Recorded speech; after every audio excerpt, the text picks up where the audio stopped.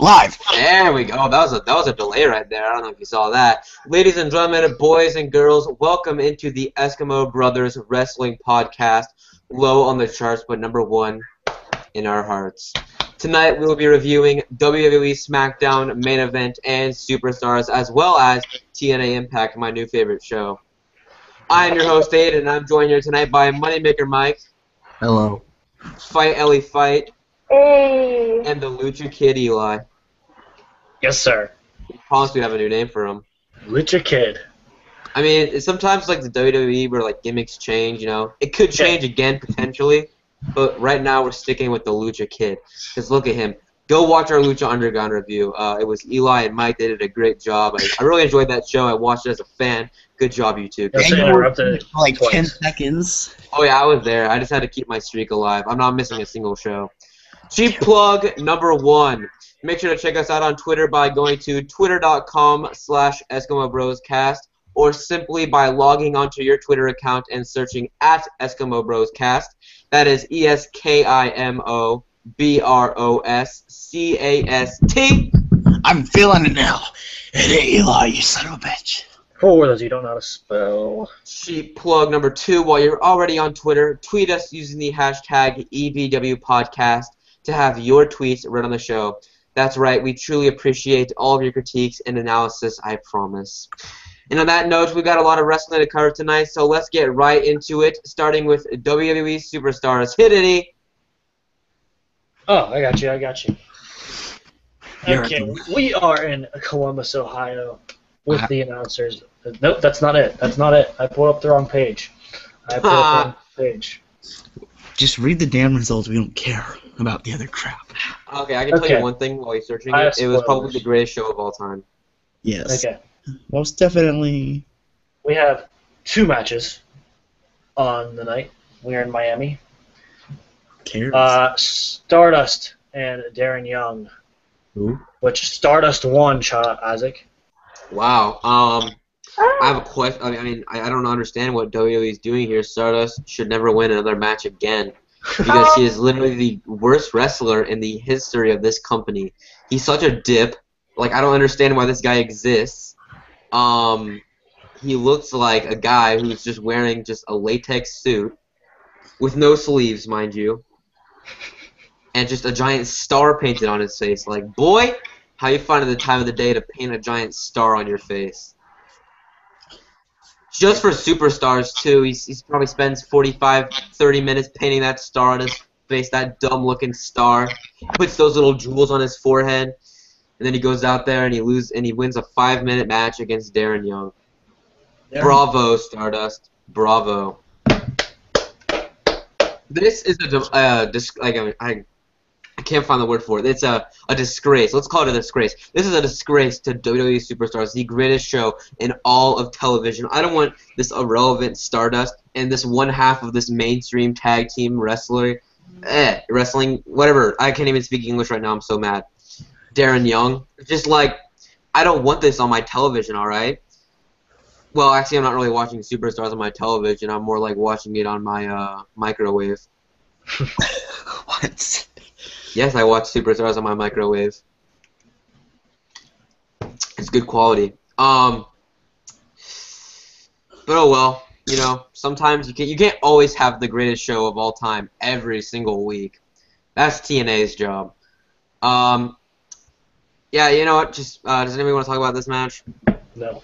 No. Fair enough. Eli, what's the next match on the card? The next match and the last match on the card is Titus O'Neil versus Tyler Breeze. What is wrong with Superstars this week? I mean, this is a show where I want to see the premier talent. It's called, as I say, it's called Superstars for a reason. I want these superstars. I want Mark Henry, Jack Swagger, the Ascension. I want the Ascension, baby. And the year winner, Titus O'Neil, obviously, Not because surprised. of burying Tyler Breeze. So, and the primetime players were on the show, but at separate times. Yeah, that's what I was about to mention. You have these three mainstream wrestlers, right? Tyler Breeze, mainstream. NXT. NXT is so mainstream, I can't even watch it anymore, man. You got you got the primetime players split up or whatever. This is one of the most mainstream tag teams in the entire world. They're on Raw. They were on Raw at least until Vince dropped the ball. It's just I don't want those mainstream guys. And Stardust, he isn't even relevant enough to be on Superstars in my opinion. He's not good enough. He's not a superstar. He is literally just a star. Because he, like, has a star painted on his face. He's not a superstar. He's literally a star. Just, like, a literal star.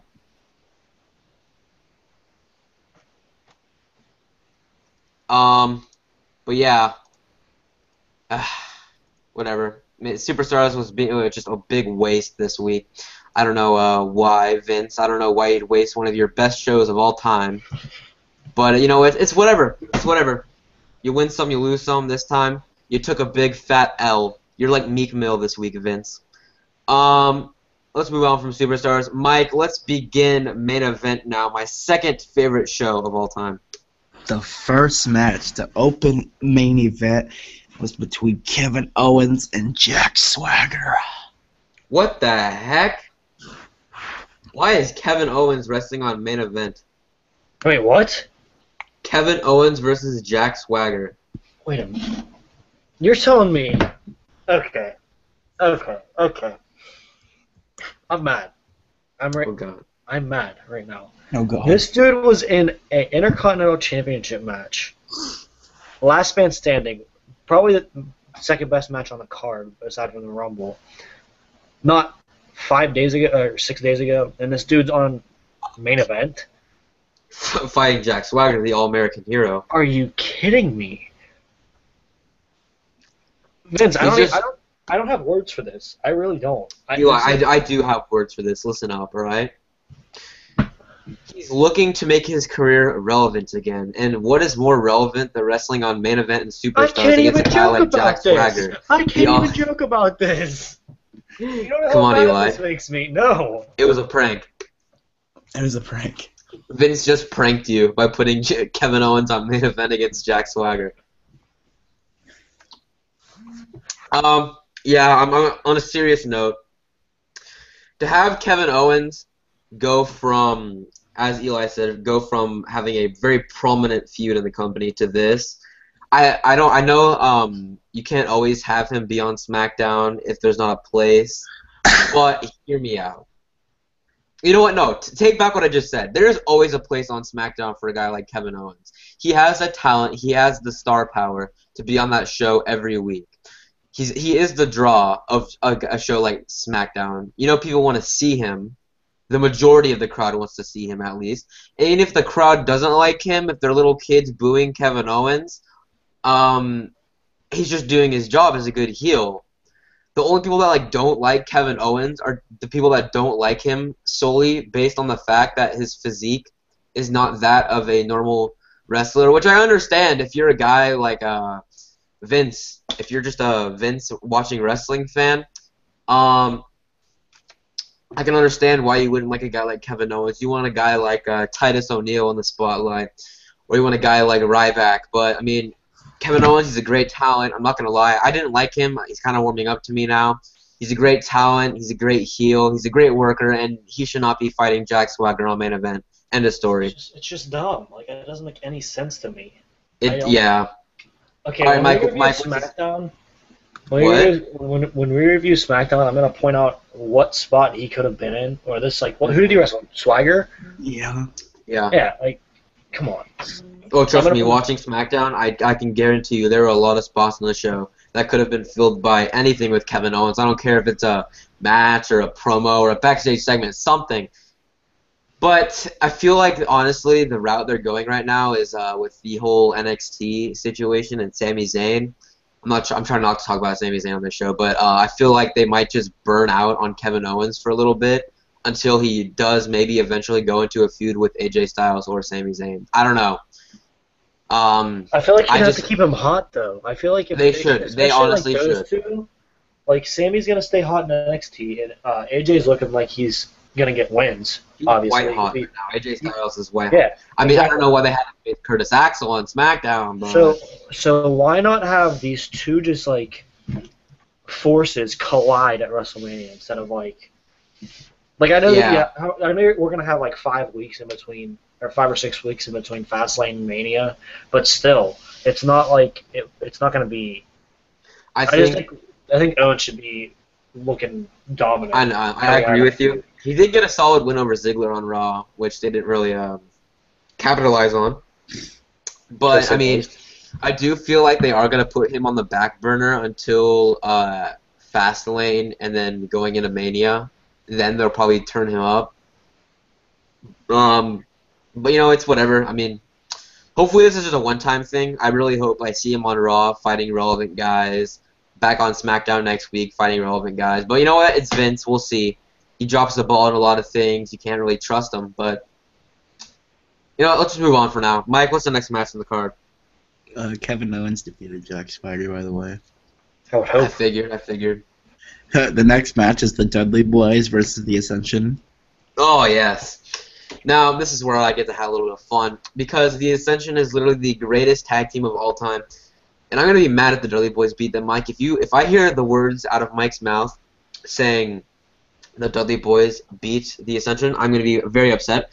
Because we're at the point now where the Ascension, they better be getting primed to fight the Brothers of Destruction at WrestleMania. No, they might do the Kevin Owens thing, put him on the back burner. Oh, yeah, you're right, Eli. And then after Fastlane, they could just take off. I have a great idea for a segment for them. They should attack the Hardy Boys. Invade TNA, attack the Hardy Boys, and then on TNA programming, call out the Brothers of Destruction. Imagine an Undertaker entrance, but with TNA production. Oh God! Like fire's coming out, but it's like spazzing, so it's just like little like Gilbert. He had like the sprinklers in his entrance that were like Goldberg's, but like very bad and like 99-cent store quality. Yeah. That'd be hilarious. I want Undertaker's entrance, but like from the Dollar Tree or from the 99-cent store. Dollar Tree.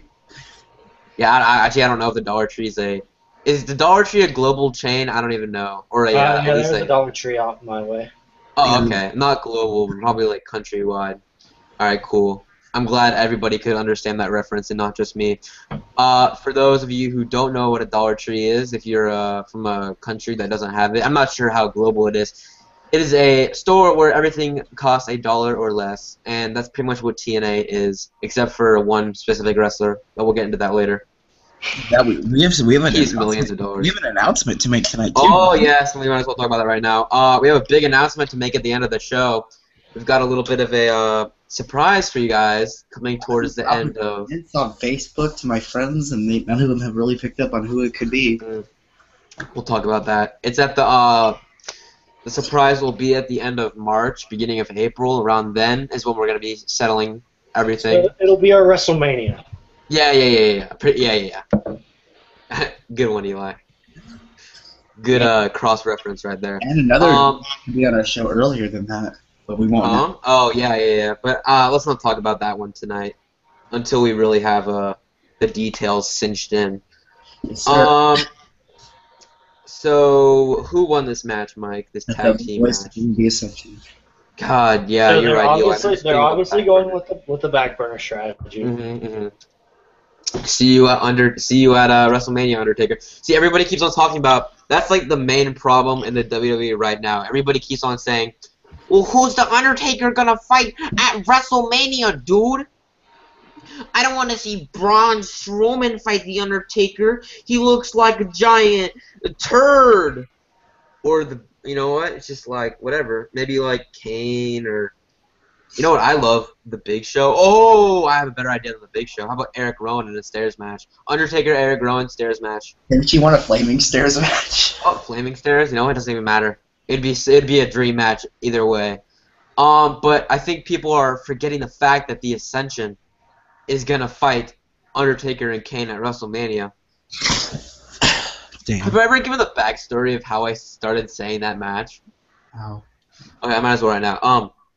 I was looking at a website. I was really curious about what people were putting down on their WrestleMania 32 prediction cards. I was here for this. And I come across, right, it's a nice sunny day out. I'm enjoying myself, you know. I'm talking to Eli. I think I was talking to Ellie too. And Yeah. I get to this card, and this card, one of the main events was the Ascension versus Undertaker and Kane, and I'm like, that is the most genius thing I've ever heard. Because the Ascension is the most relevant tag team in all of the WWE right now. And Taker and Kane, they don't have much to do, so you know what? It's just the perfect combination of two hot teams, white hot. They're just white hot going into WrestleMania. Shot out of a rocket, the Ascension. They've just been doing great things on television and on my microwave. But let's move on from that, you know. They're just such a great team. I can't wait to see them at WrestleMania. Mike, what was next on this great programming? Rusev versus Ryback. Oh God. Rusev, I don't mind. Ryback. I'm gonna get on a serious note right here. Say if you would think that this match would be enjoyable. Wow. I was not expecting pure silence. Oh wait.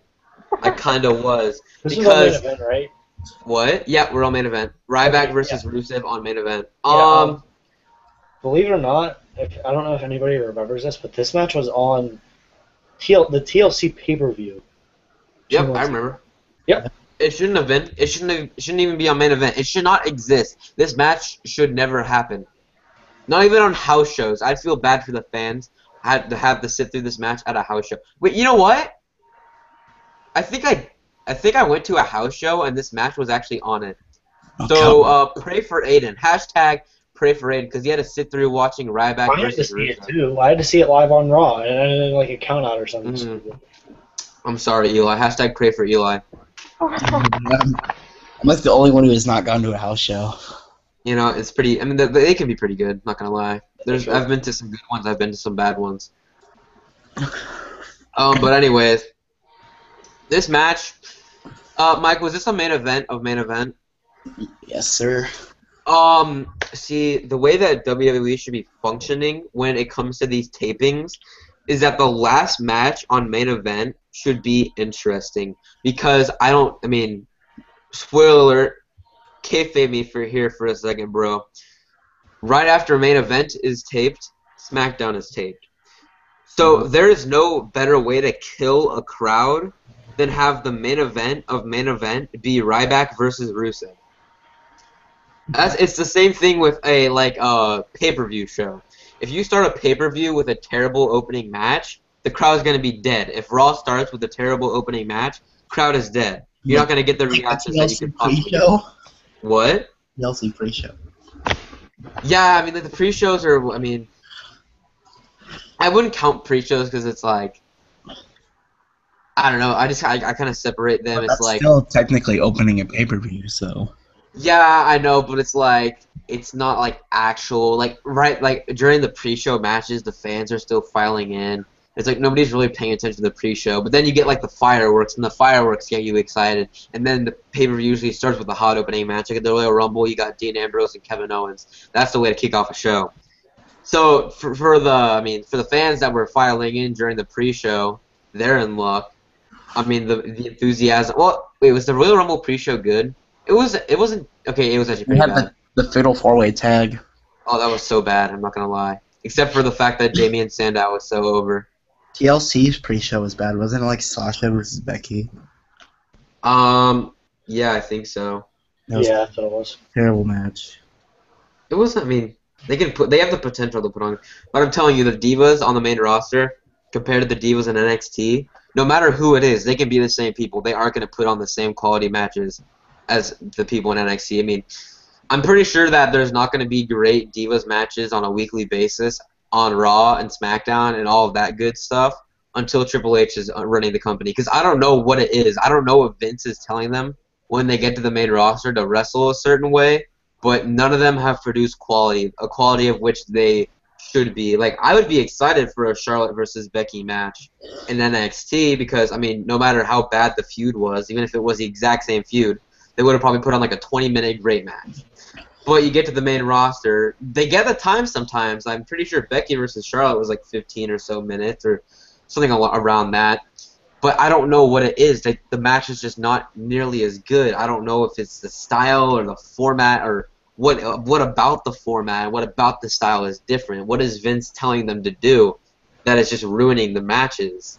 Act more like a diva and like not as much as a wrestler. I don't know. It's just I don't know. It's weird. But yeah, what were we talking about? Rusev versus Ryback. Oh yeah, Rusev versus Ryback. You know what? This match should be illegal, as Ellie would say. Yeah. And now Ellie's gonna get mad that I stole her line. She's probably gonna say "fight me so much" so she can live up to her gimmick. You know what, Aiden? Yep. You've gotten about me to the point that I'm just gonna leave because I'm tired of your abuse and your bullying. I'm sorry. Yeah, you should be. I'm sorry. Cry me a river. All right, Christ, you river. Sorry. Next is TNA, right? Shoot, yeah, we're gonna do TNA next. Sorry, I mean it's so hard to stay focused while talking about Ryback versus Rusev. Like, my goodness gracious, this match could not be entertaining in any form. These aren't good wrestlers at all. I mean, if they're put with entertaining guys, maybe they can put on a decent match, but together, it's a formula for disaster. But yeah, we're gonna get into TNA next. My favorite show of the week. Footage of last week's. Huh? Stay tuned. Yeah, stay tuned. Stay tuned for an announcement. Footage of last week's crazy ending was shown. Whatever, man. The heel turn, the Tyrus turning from heel to heel. EC3 is now a face. Matt Hardy is now a heel. And all that good stuff. I guess it was a pretty crazy ending. Except I don't like the fact that Matt Hardy, Smarky Matt, is champion. I mean, have you seen this dude's Twitter? He's such a smark for himself. Alright, Jeff Hardy makes his way to the ring, and he says that he has had a full week to let everything set in from last week. He says that what his brother did last week made him sick, and he needs some answers from Matt tonight. Jeff calls Matt out, and he comes down to the ring alongside Tyrus and Rebby with new heel theme music. Tyrus is even carrying Matt's son with him. Jeff says he didn't call Rebby nor... Huh? Maxwell. Maxwell, yeah. Per Mike, the kid's name is Maxwell. Jeff says he didn't call Rebby nor Tyrus out, and he wants to speak to Matt alone, because this is a family issue. Rebby says that she is Matt's wife, and she is his family. I'm just kidding. gonna say She was there for him when the world abandoned him, and she was there for him when Jeff abandoned him to play a redneck Evel Knievel last year. Rebby says that she told Matt to stop giving and start taking for once. She says that he doesn't need Jeff anymore, and their family doesn't need Jeff nor the fans. Jeff says that he isn't talking to his sister bitch-in-law, which pisses Matt off, and he demands that Jeff apologize for saying that. Jeff says that Matt is acting like a little bitch, too, and calls Tyrus. How many times are they going to say the B word? My goodness gracious, I'm in a PG environment. I'm not. It's alright, it's alright. I'm done. Jeff asks Matt what he is doing, and which starts a "Why Matt, why" chant. Tyrus starts to move towards Jeff, but Matt stops him and says that it is okay because Jeff is just a little uncomfortable right now. Matt says that Jeff isn't used to being in Matt's shadow for a change. Matt says that he took his wife's advice and it worked as he holds up the world title. He says that he doesn't know if Jeff is upset because he's walking around like a cripple, but says that Jeff's own fault and now Jeff is just the other Hardy. Jeff says he can't be happy or proud for Matt after the way he won the title, and he doesn't understand what is going on in Matt's head. Matt says that it is time that they just simply go their separate ways so Jeff can hang out with all the cretins in the crowd, while Matt goes on to be the greatest world champion ever. A big EC3 chant starts, and Jeff says the last time that EC3 won the world title, he called EC3 the best wrestler on the planet because he won it fairly. He says that there is only one way to settle this, and as everyone knows, he is cleared to wrestle again, so he wants Matt to make his first defense against Jeff tonight. Rebby whispers something to Matt, and Matt says if he wants this, then at this moment he wipes his hand off all guilt for what happens to Jeff tonight, and he walks away.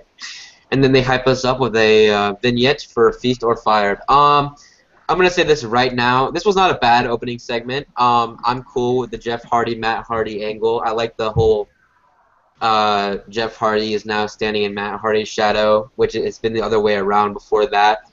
One thing I do not like is the whole family aspect in this. I don't understand why he's coming out with Rebby. Shout out to Rebby, by the way, for getting laid out by Awesome Kong, apparently, backstage at a taping. That was pretty cool, I guess. I didn't... Ah, man, I wish there was a video of that. That'd be pretty sick. Especially bringing out their kid. Like, I don't understand what they're doing. Matt Hardy's a heel, right? I usually classify family as like a face sympathy thing. I don't understand why a heel is bringing out his wife and bringing out his child. Like... his child Maxwell. Maxwell. Gold. I don't get this whole I just wish it was Matt Hardy and Tyrus versus Jeff Hardy and EC3 in this angle. I don't get why they had to bring Rebby in it. I don't get why they had to bring Maxwell in it.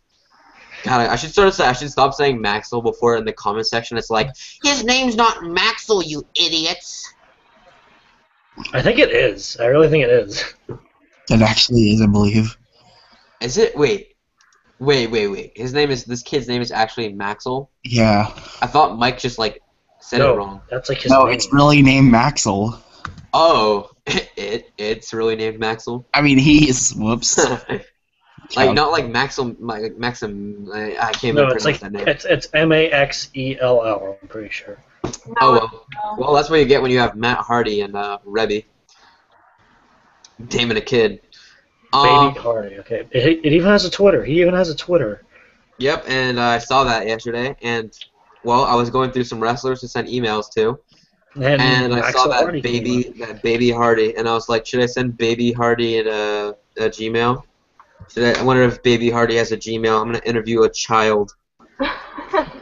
What's it like being named Maxwell? Yeah. What's that name like, though? Yeah, as I said, I can't get behind this whole family angle. I mean, besides the whole Matt Hardy thing, I can't get behind the Rebby and bringing the kid out. That's just lame. Keep the kid, keep Rebby at home so she doesn't keep on getting knocked out by Awesome Kong.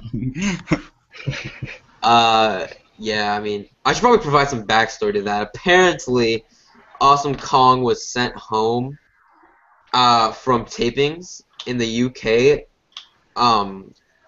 because she laid out Rebby Sky. They got in an altercation backstage, and she was sent home, and Rebby Sky gets to stay. So congratulations to her. Big Awesome Kong is waiting for you when you get back to the States.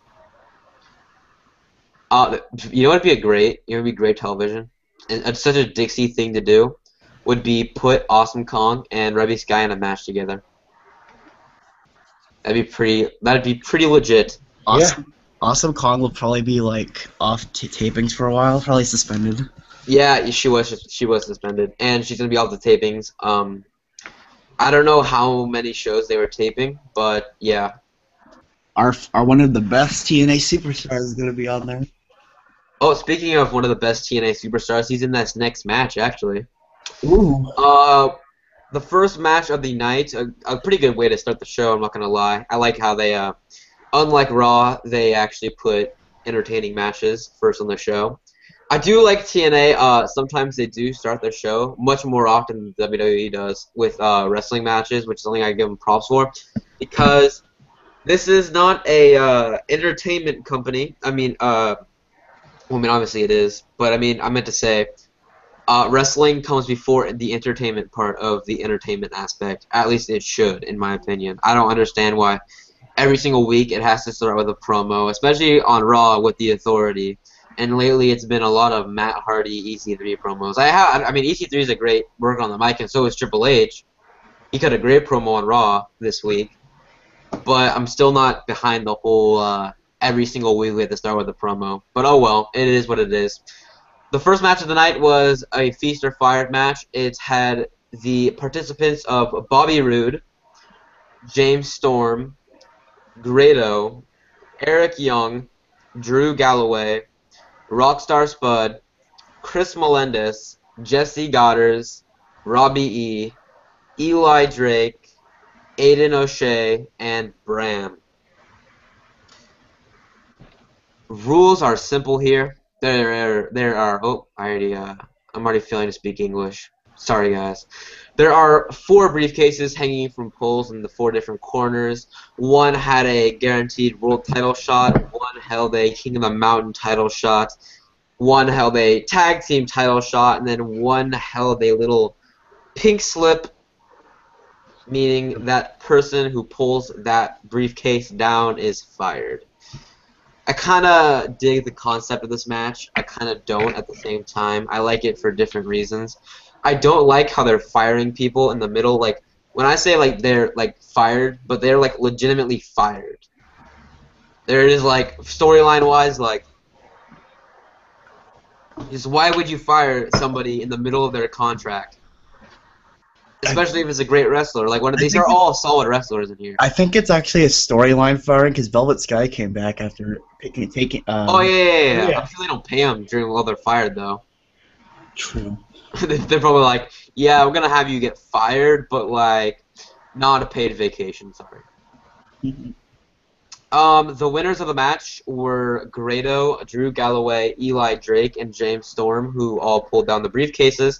Everyone else were not able to pull them down. I wish Bram pulled one down. That would have been pretty cool, because I love Bram. Bram is a great guy. Shout out to Bram. Then after that, we have a backstage segment. Backstage, Kurt Angle approaches Jeff Hardy and says that he saw what happened last week, and he just wants to see how Jeff is doing. Jeff says that Rebby is in his head, and Angle says that Jeff is doing the right thing because he knows what it takes to have a fight with his brother. Kurt says that there is no telling what Matt is capable of right now, and he has Jeff's back. Again, I don't know why they're working this angle with Rebby. They just need to drop it. It's really irrelevant to the story. It's basically just like toppling on unnecessary details.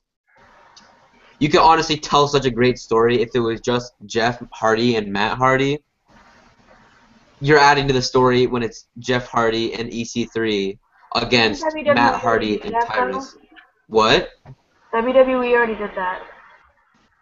I know, but I mean TNA. I mean, it's better than adding Rebby. Like, it's like, why do you have to add Rebby's guy to it? It's an unnecessary part of the formula in this feud. It does not need to happen.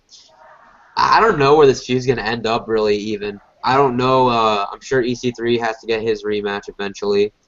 I don't know where Jeff Hardy is gonna play into this. I know later in the show he has a title shot, but that doesn't really go anywhere.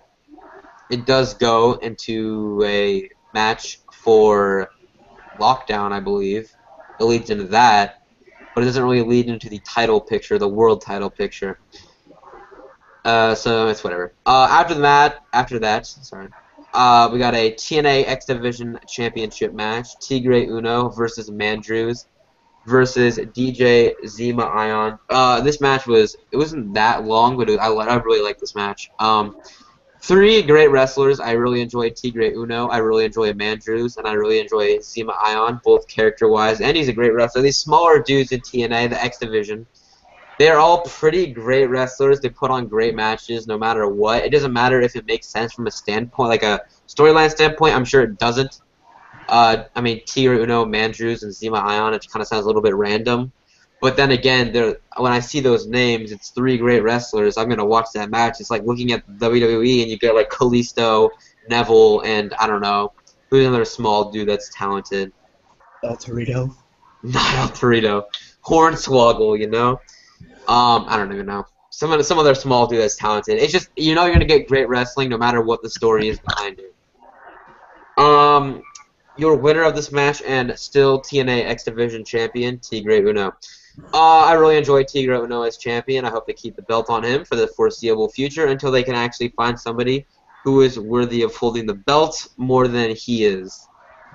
Which it's kind of hard at this point because he's been a great champion. He's a great wrestler. And, yeah. After the match, Shane Helms, the Hurricane, guys. The Hurricane is here in TNA. He's causing a storm. Shane Helms comes down to the ring and finally grabs a microphone. Helms says that this company was defined by the X Division for years, and this company was built on the back of the X Division. He says that the return to prominence of the X Division is currently at hand. He says that he knows Tigre just had a match and he doesn't want there to be any excuses, so he will give Tigre one more week. But he asked Tigre if he is prepared to defend the title for the last time. Helms says that Tigre's time as X Division champion is over, and Tigre says that he is ready for Helms. So basically, Tigre is going into the eye of the storm, facing the Hurricane. Man, I really wish. I just can't take this dude serious. I know I might catch some flack for that or whatever, but Shane Helms, I know. I just can't take him serious because I know him so well as the Hurricane, all of his goofy stuff with The Rock. I just can't take him serious. And he's coming out here challenging Tigre Uno. I mean, I haven't read the spoilers. This match has probably been taped already. But I hope Tigre Uno retains, because I just cannot take Shane Helms seriously as a wrestler. He's a good talent. He's definitely a good talent. But coming out of WWE as the Hurricane is not something I can really take serious. Backstage, Kong talks with the Dollhouse about her match last week, and she says that they have never had anyone like Kong in their house. She says that she should have that title and they will help her get it, but tonight is about revenge and about destroying the beautiful people. She says that she has to take Velvet out alone tonight because TNA has banned the Dollhouse from ringside. Kong says that Velvet will be taken out on a stretcher tonight.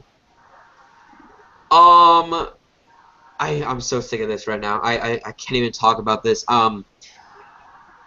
The only thing that is happening right now in TNA with the Knockouts division is Awesome Kong and the Dollhouse versus the Beautiful People, and I'm absolutely sick of it. I'm still trying to figure out, is there anybody in this company that is a knockout that is not involved in this story? Because it is so bad. They've stretched it out. They've taken every single drop of it that they could. But they're still going for it. They're literally just like beating a dead horse right now. Kong talking about tonight is about revenge and destroying the beautiful people. Kong, it's been about that for the last 3 months. No, heck. Not 3 months. It's been about that for the last, 6 months. Ever since Velvet Sky came back. I don't know how long that was. I'm losing track. TNA is just, it's a big mess in the Knockouts division right now. It's so bad. They can't hire, they bring in, these girls from Tough Enough. That's gonna help much. Oh, yeah. Boy, pick up WWE scraps, why don't you? I don't think Chelsea's in the company. I think it was just a one-off. Oh, okay, but isn't the Gabby chick in the company? Gabby's in it, and I think she's like a valet for Lashley, according to the. Well, there goes that. I'm talking about relevant. Let's talk about relevant knockouts in this company. There is not a single relevant knockout that is not infused in this storyline. This very dry storyline. When are you gonna end it? Just destroy the beautiful people, destroy the Dollhouse, and you have these semi-talented girls, some of them more talented than the others, and they have potential for great feuds away from the Dollhouse versus the beautiful people, because that is such a prolonged story, and I'm talking about not a good prolonged like a Dean Ambrose, Kevin Owens good. I'm talking about prolonged like they have nothing else they can do, so they're literally just they're beating this dead horse. I'm sure there's not even a dead horse to beat anymore. It's probably just a skeleton sitting on the side of the road, and they're just poking it, seeing if there's any life left in it. Well, guess what? There's not any life left in this story. It is dead. It is dead. Nobody cares about the Knockouts division right now, at least on our podcast. I don't know about you guys, but I'm sure none of you care about this. It's just I can't fathom how they could just turn this into something good if they don't change something. There needs to be change in this Knockouts division. You want to talk about the Divas division and that change? They kind of changed it. They threw some girls from NXT up there. Whatever. It's a little bit different now. It's a little bit better than it was around this time last year. But Knockouts, it's literally not changing. I don't see any light at the end of the tunnel for them. There's no hope from what I can see. Gabby from Tough Enough isn't gonna save you. It's just I don't know what they're doing. I'm confused as to what they're doing. I don't know what their plan is. I don't know how they're gonna prolong this. And you have Awesome Kong out now because she beat up Reby Sky, and she's not gonna be at the tapings tonight or whatever they are. I don't know if they're tonight or they're tomorrow or whatever they are. I don't know. I just say they need to bring up some talent. They need to bring, I don't know, just go to the indie shows, find anybody that is dumb enough to join TNA at this point, and just, just keep them, give them decent money. I mean, do they even have enough money to pay for these people? Like, Probably I not. don't know. Maybe that's the problem. They can't afford anything else. They just keep on going at this story. But you know what? I can tell you right now, it's not providing for entertaining television. I'm sick of it. When I tune into Impact Wrestling, I'm watching for a few reasons. I'm watching for EC3 and I'm watching for Bram. Shout out to Bram. I'm not watching for this. I'm not watching for this at all. I'm not watching. Hey, you're watching Bram, all right? Yeah, I'm watching Bram. Yeah.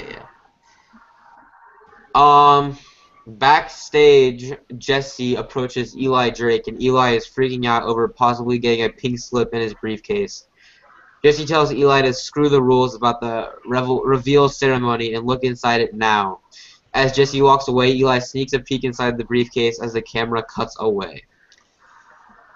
Backstage, Kurt Angle approaches Matt Hardy, and Kurt tells Matt to look at what he has become and says that he has tarnished the Hardy name. Matt says he has become an icon, and he says that he didn't destroy things, he creates them. He says he is creating the Matt Hardy brand, but Kurt says that Matt Hardy is a selfish jerk and says he helped build TNA. Matt tells Kurt not to go there, and he says that if Kurt sticks his nose in his family business, that he will get it broken. As I said, I've already said this twice tonight, get rid of this family angle with Reby Sky, and we're good to go. On another note, away from the storylines, why are there 4 segments in a row? That's not even something that the WWE does. They have the Shane Helms, then you have Awesome Kong, then you have Jesse and Eli Drake, and then you have Kurt Angle, all in a row. They need to space this show out better. If it takes little jobber matches, throw in little jobber matches, but you can't have 4 segments in a row. That's how you're going to lose the audience's attention. Just saying. And then after that, speaking about losing the audience's attention, you get Awesome Kong versus Velvet Sky. In a very short match, Awesome Kong won. Who cares? I mean, it's whatever. I'm not going to go on that rant again. Already happened. And then we're going to go right back into the segments. Yeah. After the match, Kong continues to beat on Velvet, but Madison runs out to make the save, only for the dollhouse to run out and jump on Madison. Rebel and Marty hit a terrible total elimination on Madison, followed by a gorgeous package pile driver from Jade. Kong picks Velvet up and hits another scoop slam. The dollhouse holds Madison and forces her to watch as Kong dives off the second rope with an awesome splash onto Velvet. Rest in peace, Velvet. How's Saban doing, by the way? Backstage, the Wolves cut a promo with Davey calling them the greatest tag team in the world. They're pretty good. I wouldn't call them the greatest tag team in the world. Gable and JJ hold those rights, but you know what? Let them say what they want to. They're the greatest tag team in TNA, that's for sure. They're missing their titles because whoever attacked them last week stole their belts. Eddie says that men don't attack over men from behind, but freaks and cowards do. He says that Crazy Steve wanted to send a message, but they have one for Steve as well. The Wolves challenge Steve and whoever his buddy that attacked them is for a fight. If you watched the show last week, you could have known that his buddy was Abyss. So, are you telling me that the Wolves couldn't go back and watch the tape? Like they're just too lazy to find out that it was Abyss? Or, oh well. Up next, all the winners of Feast or Fired briefcases walk into a room with JB for the reveal, and then we get a commercial break, and back from the commercial break, we get a promo. Yes, we get a promo from commercial break. They literally split a promo during commercial. Backstage, they do the reveal of the Feast or Fired cases. Mike Bennett and Maria interrupt the reveal and mocks them all about talking about how one of them will be fired. Get out of here, Mike Bennett. He says that one of them will need a miracle after tonight and says that when you are the Miracle, you don't have to take chances like Feast or Fire because everything comes easy to him. This is the same thing I will say about Roman Reigns and his Believe That thing. This is the same thing I will say about the New Day and how they finish all their promos with because New Day rocks.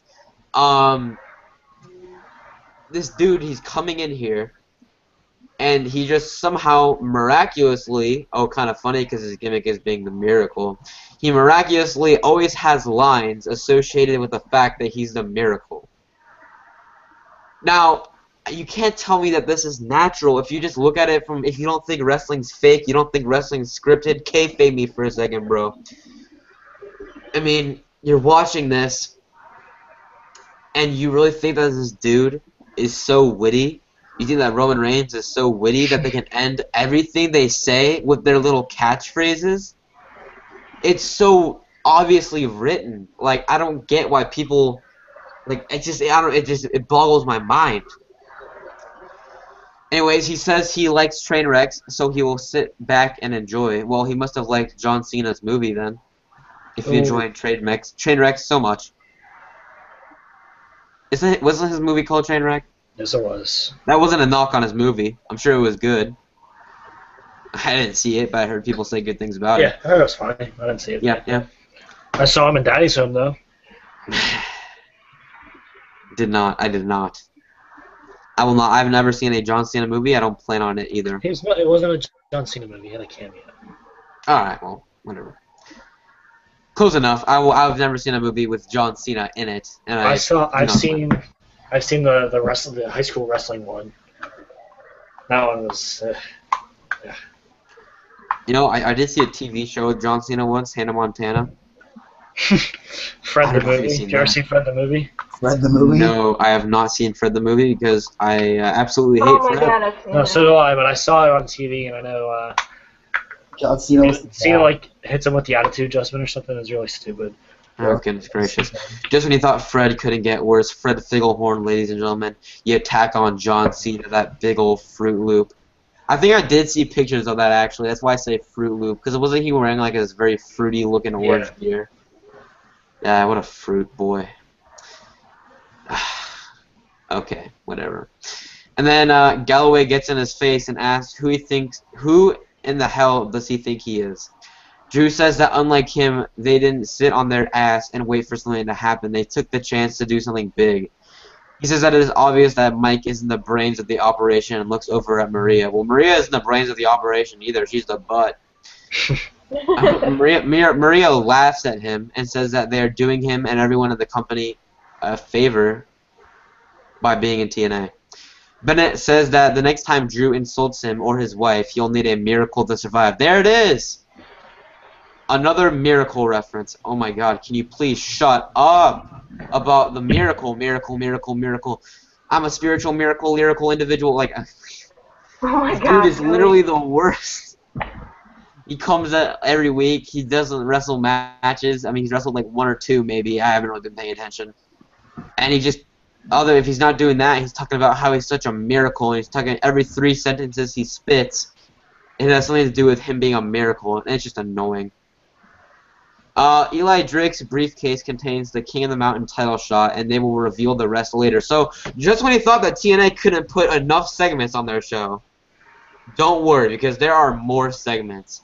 Because they only, instead of having them all open their briefcase, which was the actual point of this segment, no, they had Drew Galloway and the Miracle, Mike Bennett, have beef, and then they opened one briefcase and said, nope, that's it for now. Crazy Steve has new music and a chick dressed kind of like a cross between Harley Quinn and a Juggalo. Nice description by WrestleView.com. Shout out to WrestleView.com for these results.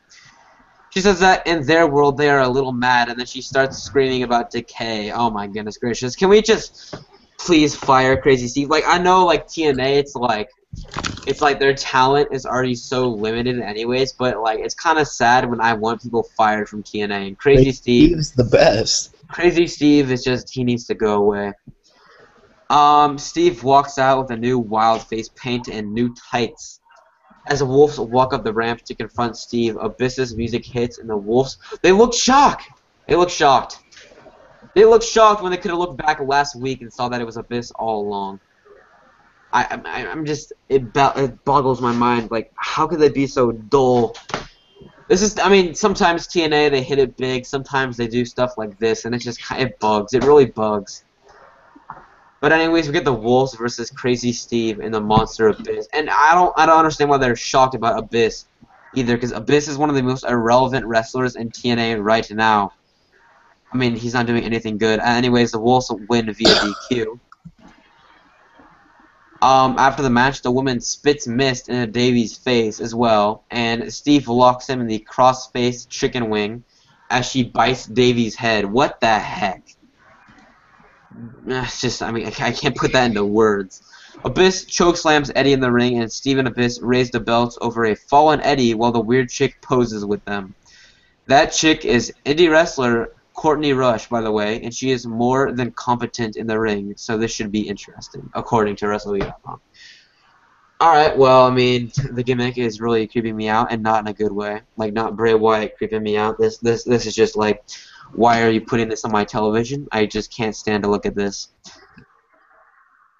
The next case revealed is James Storms, and he has earned a tag team title shot.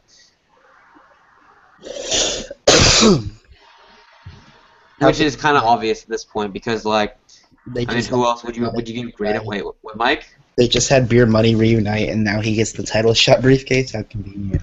Yeah, exactly. That's what I was gonna say. Like, would they give it to Drew Galloway, who's not in the tag team? Would they give it to Grado, who's not in the tag team? No. Right. Yep. I think James Storm and Bram were a tag team last year. Could be wrong. No, it was Gunner. Never mind. And Gunner got the world title shot, and like James Storm like turned on him or some shit like that. Yeah. Oh well. Oh well. TNA, eh? The next case was revealed as Storm or the tag title shot. Everyone seems to be slapping Grado on the back, leading to some hilarious facial expressions from him. Galloway opens his case, and he has won the world title shot, which means Grado is fired. So yep, Grado's gone. Rest in peace, Grado. I mean, his career was very short. I'm sure. I don't know. It was different for somebody like Velvet Sky because I feel like she had a purpose coming back. Well, you know. Do you want to know how Velvet Sky got that briefcase? How? So she was like Robbie E's valet, and technically she won it on Robbie E's behalf, and Robbie E was about to reveal the briefcase. He'll wait a second, look back at the footage, and then they replayed it, and Velvet actually grabbed it. So Velvet got the pink slip because of it. It's so dumb. Was Velvet even in the match? No. He grabbed it on Robbie. What the heck? She grabbed it on Robbie. Why don't they just say that every single wrestler that wants to be in this match can be in this match then? Why distinguish who can and can't be in the match when everybody can pull down the TNA logic, everybody. TNA logic. Round of applause for TNA on that one. My goodness gracious. So yeah, Grado's gone. Josh says that EC3 will discuss his future next week. And the main event now, thank goodness we're already here. TNA World Heavyweight Championship, Jeff Hardy versus Matt Hardy. I'm just going to go through this entire match because it was very short. JB does the boxing style intros for this one, and as they are about to lock up, Eric Young walks out and screams at them to stop. He says that Jeff hasn't earned this title shot and he should be the #1 contender because he is the King of the Mountain champion. And then Bram attacks Jeff out of nowhere. Good job, Bram. Thank goodness. Bram saves us all. Y2B. The match ended in a no contest. An EC3 chant breaks out as Bram and EY beat Jeff down while Jeff and Tyrus watch on. EY pulls out a table and sets it up at ringside. Jeff tries to fight them off, but Bram and EY have targeted his leg. Now, Beer Money run out to make the save, but Crazy Steve and Abyss hit the ring and outnumber Beer Money. Beer Money cleans house on all of the heels, rest in peace, Bram. And then they brawl with Steve and Abyss to the back. Matt comes face-to-face with Jeff, but Kurt Angle's music hits and runs down to confront Matt, only for Tyrus to attack him from behind. Matt levels Kurt with the title belt, and then Matt, Rebby, and Tyrus leave as EY and Bram return to the ring to continue the assault on Jeff. Jeff fights EY and Bram off and goes for a twist of fate on the apron, but EY stops him and slams Jeff's head into the ring post. EY grabs Jeff on the ring apron and pile drives him off the apron through the table. Matt looks on to what just happened to his brother, and Rebby smiles. So the show ends with EY and Bram standing tall. My boy Bram. Again, more confusion than there needs to be. I did like the whole. It was okay when Bram and EY came out and then Beer Money came from the save, but why did they have Crazy Steve and Abyss come out when the Wolves weren't even involved? Crazy Steve is a legend. But they were literally just bringing out these guys just to like add to the confusion. I'm pretty sure, because otherwise, like, why wouldn't you have brought out the Wolves to fight them off? It would have been equal, all that good stuff. I mean, I know that they're building to Bram and EY versus Beer Money, which should be a good match because they're all good wrestlers. But why not, if you're building to Crazy Steve and Abyss, why not have the Wolves, or Crazy Steve and Abyss versus the Wolves? Why not have the Wolves come out and contribute into this crazy ending? Otherwise, it really does come off as a cheap TNA attempt to have a crazy ending to their show with a lot of wrestlers in it. So yeah, Bram, he did a great job tonight. Some of my shining stars from the show, the X Division did great. And Bram. The Wolves are always good, and Bram, of course. Scheduled for next week is Tigre Uno versus the Hurricane Shane Helms for the X Division Championship. I'm sure it's going to be a good match. But yep, that concludes the TNA tapings. Now, let's get into SmackDown here. Finally. Oh. I know. TNA, they do some good stuff, TNA, occasionally. So this week I had to put some effort into it. Last week it was just like, we just breezed over that because it wasn't really much. The show starts with The New Day. The New Day make their way out to the ring as we go back to Monday night, where The Rock was interrupted by the Tag Team Champions. A war of words between the Great One and the New Day ensued before the Usos got in the mix. Back in the ring, Big E says The Rock should be ashamed of himself. Kofi says, the only thing we were trying to do was enlighten The Rock. We wanted to show him that despite all of his success and accolades in Hollywood, he still does not have what we have. And Xavier says that would be gold. Big E asked, what did the people's booty do? Oh my goodness gracious. I am so sick of... Okay, the booty thing, it was pretty... I'm not going to lie. I mean, I'm a teenager. It was pretty funny to me. It was pretty funny to a lot of people. But the people's booty, like, how far... You want to talk about TNA's knockout division. You want to talk about stretching things. You want to talk about beating dead horses until they become skeletons. Booty. Big E saying booty when it just makes absolutely no sense. That is beating a dead horse. Voice crack. Dead horse. There you go. Xavier says he sullied our good name by referring to our unicorn horns as a part of a llama that you are not allowed to say on television. This is a PG show. Big E knows what The Rock is cooking. A big bowl of doo-doo, you doo-doo mouth. It really took looking at the New Day from a different perspective to realize how immature this group is and how I don't know, is it that they're degrading? They're literally degrading in their actual like production quality, or is it that I've just been like blinded by the New Day and I enjoyed it while they've just been saying this terrible stuff always? Eli, please enlighten me. I don't know, dude. I mean, I think I still like get a little bit of enjoyment out of them, but yeah, they're losing steam. I remember near the end of last year, we were saying that, or I was thinking that 2017 was the year that they break up. But if they keep this up, I say around SummerSlam they can be gone. If they keep this dry. Well, to be honest, I mean, I feel like Vince is so out of touch that it took him a very long time to get into the New Day and get them over and give them tag titles back. So I feel like it'll take that just as long to get them to split up. He'll be like, oh, what? The people don't care about the New Day anymore? It'll be like a year after the people stop caring about the New Day. Mike, what are your feelings on the New Day right now? The whole freaking Rock thing with the New Day is pretty stupid. So I like the promo, honestly. It was a pretty good promo. The Rock obviously outshined them, but I mean, who is the Rock not gonna outshine in this day and age? right. Ellie, what are your current thoughts on the New Day right now? I actually still like the New Day. I find them entertaining. I mean, they're not the same as when they first came around and they first started being like really entertaining, like when they first started heel.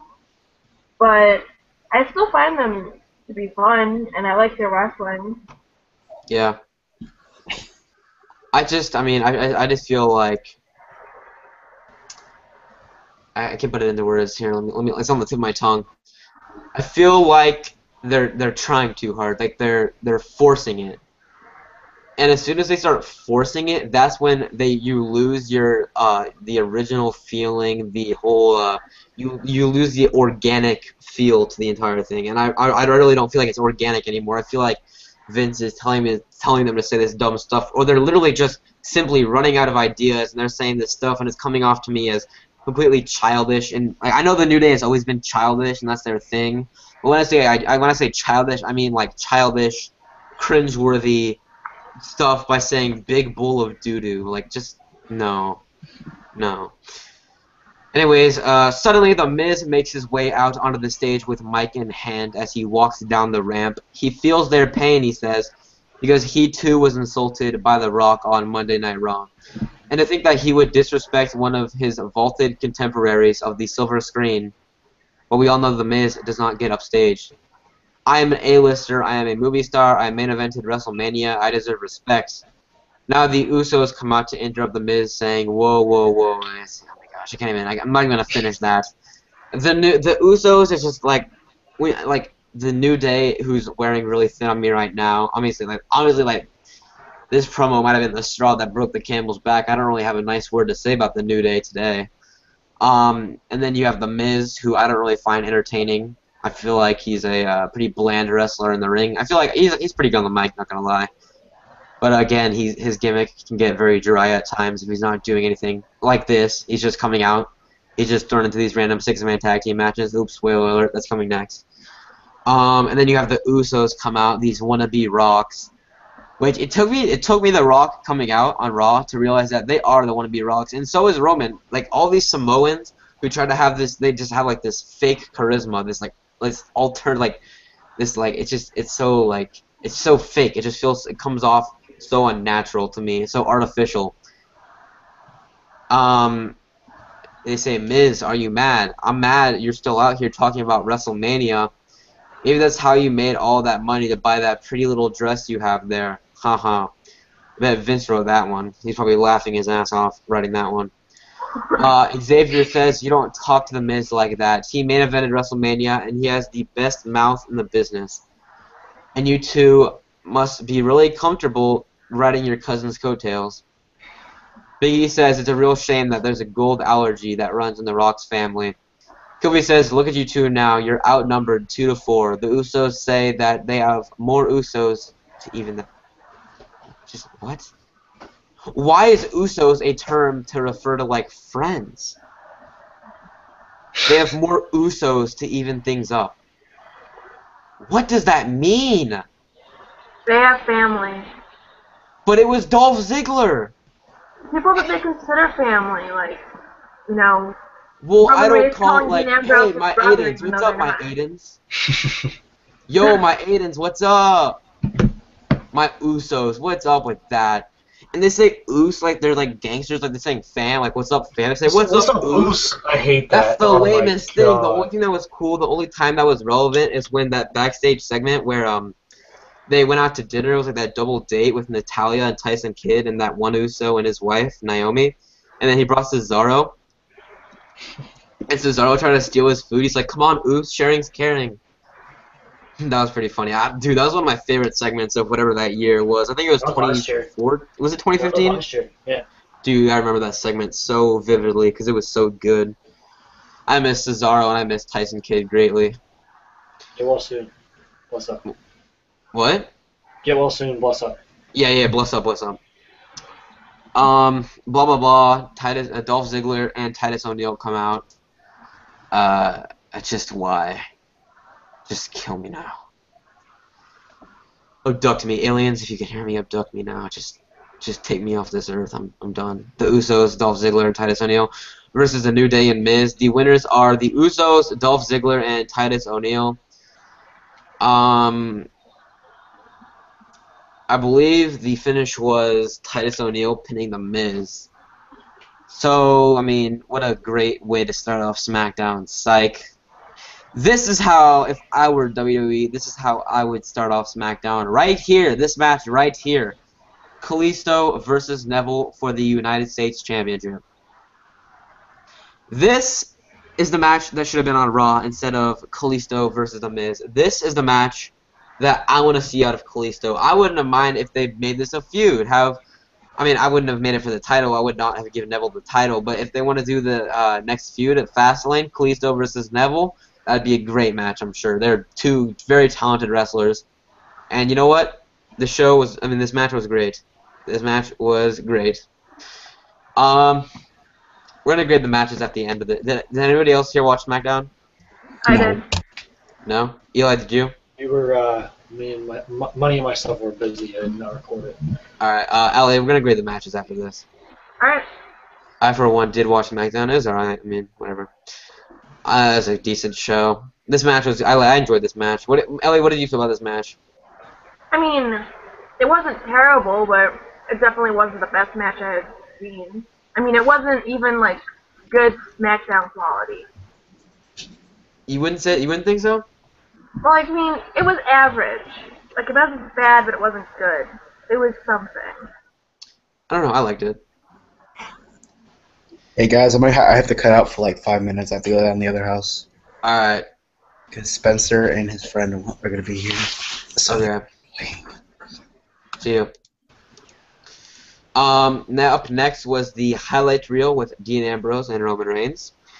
Back from commercial, Chris Jericho makes his way to the ring and gets a microphone. He says, "Welcome to Thursday Night Jericho."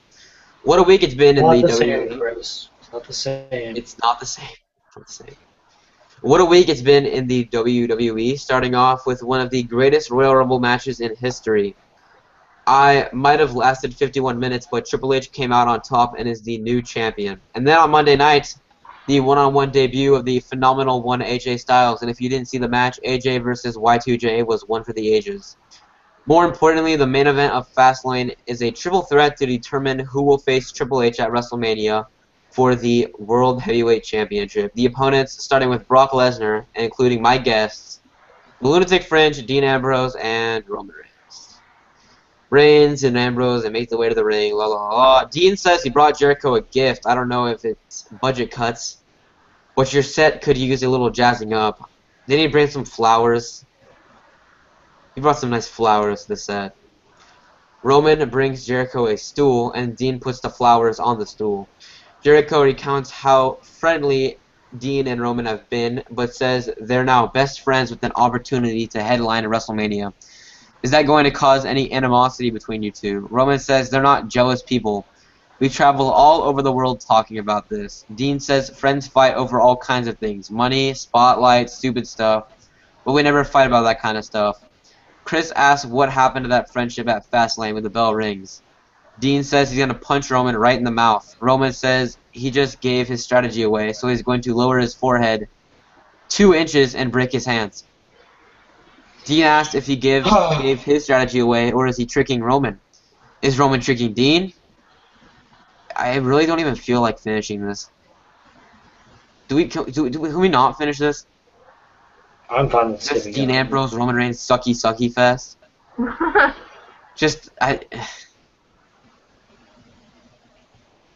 I mean, Well, I mean, it's whatever. that part, it kind of felt like something like me and my best friend would go. Like, if we were going to be having a fight, that's the kind of argument we would have. Like, oh, how do you know I didn't just, like, lie to you so that you'll be ready for... You know what I mean?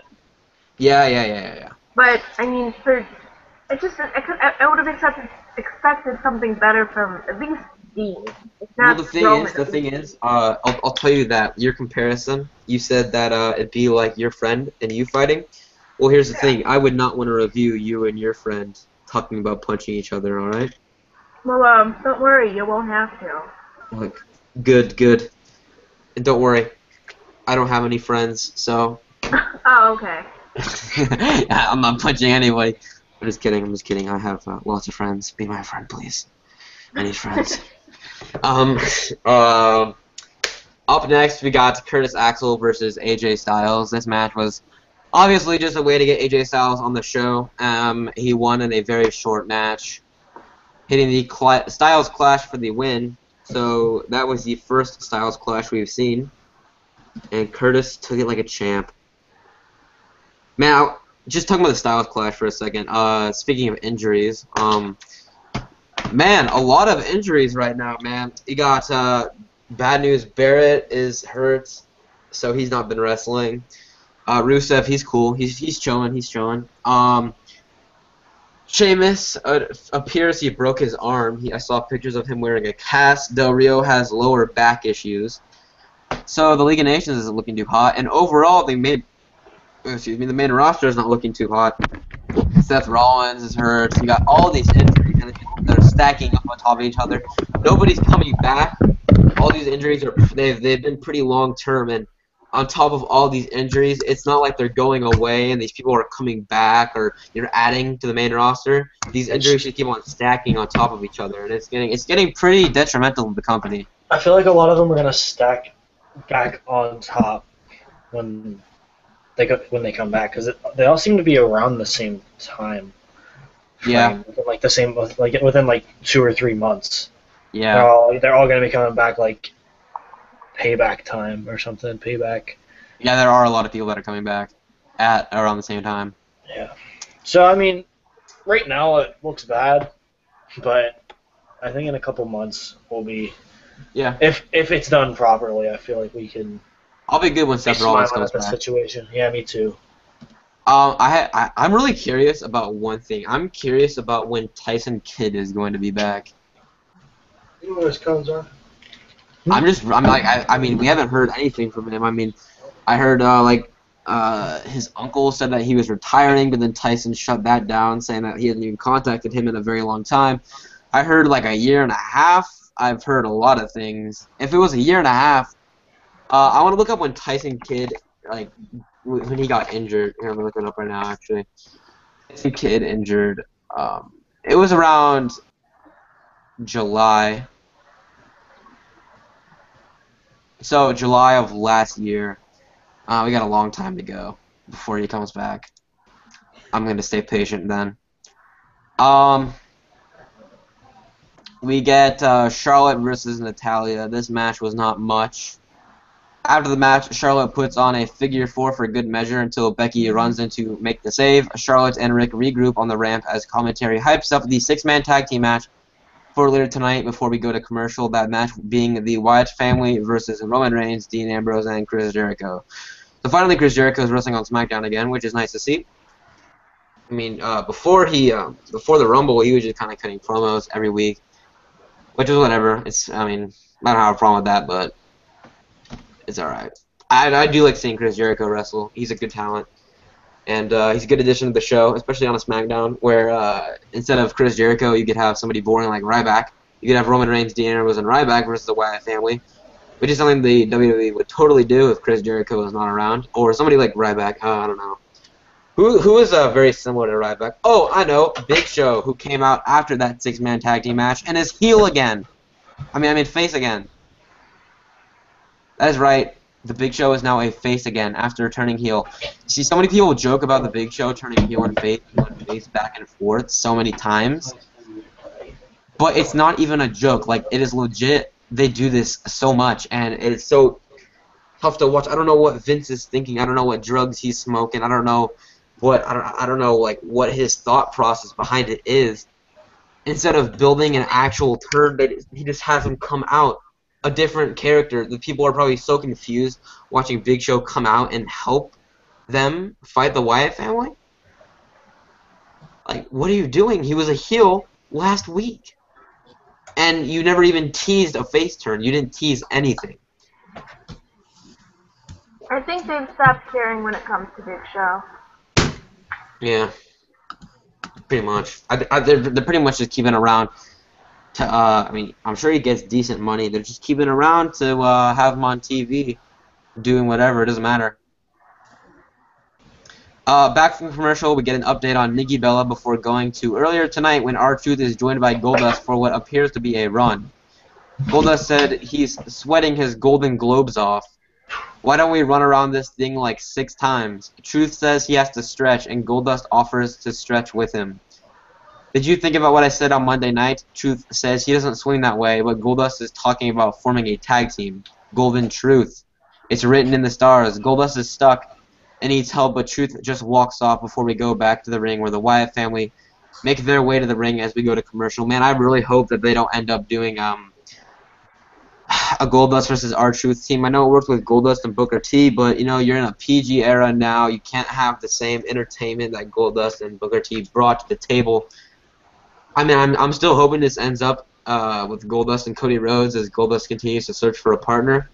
Alright, I just have to say that when I heard Goldust say it's written in the stars, I freaked out, and my mom kind of wanted to punch me in the face. Why did you freak out? Because I was like, oh, he's going to be looking for a partner, and then all of a sudden, oh, it's written in the stars, like Stardust. Yeah. I was being sarcastic, but saying, like, oh, they're hinting towards Stardust because he said written in the stars. Because that's something that Stardust says. But I really don't want to see Goldust and Stardust again. Well, I don't think it'll be Goldust and Stardust. I think it'll be Goldust and Cody, but Yeah. Goldust is going to get Cody back. I think Stardust is done. I think he's done. I think that he's probably going to be, I think Cody's going to be gone for a few weeks, and that this little thing is going to continue. I could do without these constant gay jokes. I mean, not that I have, like, it's whatever, like, whatever. Okay, It's pretty but funny. what if they do R-Truth and Goldust, and then R-Truth turns his back on Goldust, and Cody comes out to help him? God, no. I don't want R-Truth versus Cody Rhodes or heel- R-Truth versus No. Goldust. A heel R-Truth would be the worst thing since a heel R-Truth in 2011 or whatever. I like The awesome truth. Yeah, the awesome truth, and whenever he was feuding with Cena for the title. Mm-hmm.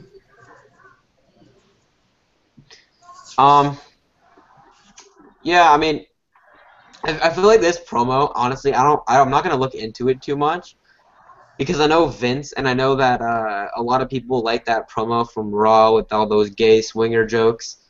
So he probably his mentality making this promo was probably, oh, people like that, so you know what I like to do, give people the exact same thing to see if it works again. Because that's how original Vincent Kennedy McMahon is. Up next was the 6-man tag team match. The winners of the match via DQ were Roman Reigns, Dean Ambrose, and Chris Jericho. Reigns was pulled out of the ring by Strowman, and Strowman just started beating him up, and that was the end of the match. I wanted to mention real quick that at a house show I saw it's supposed to be. I think they're doing a live network special of a house show in like Montreal or something like that. It could be Montreal. I'm not too sure. Somewhere in Canada. Toronto. Toronto. Oh, my bad. And apparently the scheduled match is Brock Lesnar versus Luke Harper with Bray Wyatt. So Yeah, I did see that, yeah. that does show me that they're probably going to end up doing Lesnar versus Bray. I don't think Strowman is going to have a singles match at Mania. I would hate to see Strowman versus Lesnar. I would hate to see Strowman versus Taker. I don't feel like he's ready for a match of that caliber. Especially when, why would he be fighting a guy like that, a guy like Taker or Brock, when he is literally just being overshadowed by Bray Wyatt? Even Luke Harper. I feel like Luke Harper is more relevant of a star in the Wyatt family right now, because just based on his talent, Luke Harper is a very talented wrestler. Before we talk about that more, let's get to after the match, which was the absolute confusing part. After the match, the Wyatt family continued the attack on Reigns while beating up Ambrose and Jericho. They bring Roman into the ring and look to do more damage until the Big Show shows up and makes the save. He goes to the rest of the family on the way to the ring, where Bray sends Strowman to face off against Show. who gets attacked from behind by Harper and Rowan as the Wyatts now focus their attack on the biggest man in sports entertainment. Reigns comes in, but he is stopped by Strowman, who in turn is taken out. And oh my gosh, I can't speak English right now. Sorry, Ellie. Get together. I knew you were gonna say that. But it's reversed. Oh wait, nope. Oh my gosh. Oh my goodness. I'm falling apart at the end. Right at the end. Together. Who in turn is taken out of the ring by Big Show. Bray goes for Sister Abigail on Reigns, but it's reversed into a Superman punch. Ambrose and Jericho clear the ring of Rowan, and Reigns hits a giant spear on Harper. The Wyatt family regroups on the ramp as the show comes to a close. Why do they have the Big Show in this? Like, why? Why are they trying to make the Big Show relevant still? Big Show a couple weeks ago. Huh? The Wyatt family attacked Big Show a couple weeks ago. Which is, yeah, but now he's a face. Heel turn. He was a heel in the Royal Rumble. I don't know. Do you think they're gonna pre-Royal Rumble, and then he was a heel at the Royal Rumble? Yeah, now he's face. He literally looks like a giant thumb. That's all that matters with the Big Show. A thumb with like a goatee or whatever he has on his face. Isn't that what you said about Brock Lesnar? No, Brock Lesnar's the Alaskan bullworm. Why are you always Big Show's not pink enough. He's not pink enough. Also, like, it makes sense that Brock's the Alaskan bullworm because he produces enough water or sweat during his matches to fill the entire Pacific Ocean. Bikini Bottom. Yeah. He can provide Bikini Bottom with the water. It'd be a little bit salty though. Just like me watching the Big Show come out and help these guys. Pure salt. See, the thing is that wasn't my problem. I understand that he has a problem with the Wyatt family, but the show ended with Big Show celebrating with these three guys. No. The fact that Big Show and Chris Jericho have problems. What? Don't you remember they used to be in a tag team? Yeah, but what about Sure. Roman Reigns? What about Roman Reigns and Big Show? Dean Ambrose and Big Show? Could have And problems. what happened to Dean Ambrose having a problem with Chris Jericho? That's coming in. That's coming into later, in later things, I believe. Unless they're doing Ambrose versus somebody else at Mania, and then they're doing AJ Styles versus Jericho. I think they are doing AJ Styles versus Jericho. I wouldn't mind that one bit. I feel like that'd be the best way to get AJ Styles onto the show and relevant. And then what? Have Ambrose face? Is Orton gonna be back in time? He might be. If they have Orton back in time, I could see them doing Orton versus Ambrose. Or somebody else, I don't know. As long as I get KO versus Sami Zayn. But they might end up doing Kevin Owens versus AJ Styles in the end at WrestleMania. But oh well. It is what it is. Yep, that was the end of SmackDown. Does anybody have any comments on the show before we wrap the show up of our own? No. We'll get into our big announcement first. Nope. Alright, should we get into the announcement then? Yeah. Alright, Mike, are you here? Mm-hmm. Alright. So guys, we have a big announcement for our show. We have our very first interview lined up. That is right. We have an interview with former NXT wrestler and current TNA wrestler Bram. One of my favorites in TNA. I mean, this is the dude that he brought Mike and I closer together as friends. We considered calling our podcast the Bramcast, and that's not a joke. It was literally when we were brainstorming names. That was literally one of the names. Yeah, but the whole podcast idea was like a joke at first, and then I asked you guys like 2 months later, and then I was like, let's make this serious. I know. And And that's now, why yep, they call me the creator. yep. And it's beautiful that we've started a few months ago. It's like. Just kind of we just kind of spontaneously did this. It wasn't like a big thing we were planning. Mike just said, yep, one day, hey, you want to do a podcast? And we're like, sure. And now, 2 or so months later, we are getting our first interview, and it's not like some little guy, I don't know. It's not somebody that none of you know. It's Bram from TNA. This dude. It's Bram. He's a prominent wrestler in TNA. He was in NXT, one half of the Ascension. The original. The original. One of the original Ascension, the greatest tag team of all time, better than the normal Ascension. And yeah, we're very much looking forward to doing that interview. Right now he's in the UK. I believe they're doing tapings for TNA. But you can expect that interview at the end of March, beginning of April, around that time. That's when we're going to be setting it up. That's when we're going to get in contact with him. And yeah, we're very excited to do that. I'm very nervous, honestly. I mean, interviewing a big wrestler, I mean, doesn't get much better than that. But anyways, guys, thank you to everybody who watched the show. And we did this one pretty early today, so I mean, it's a little experiment. Thank you to everybody who's watching the show right now. Thank you to everybody who's watching in the future. Make sure to check us out on Twitter at EskimoBrosCast. That is EskimoBrosCast. Hit it, Eli. For those of you who don't know how to spell. And have yourself an amazing day, a day that is more amazing, or actually just as amazing as Bram. Have a Bram-tastic evening. Yeah, have a Bram-tastic evening. Oh my god. Peace, everyone.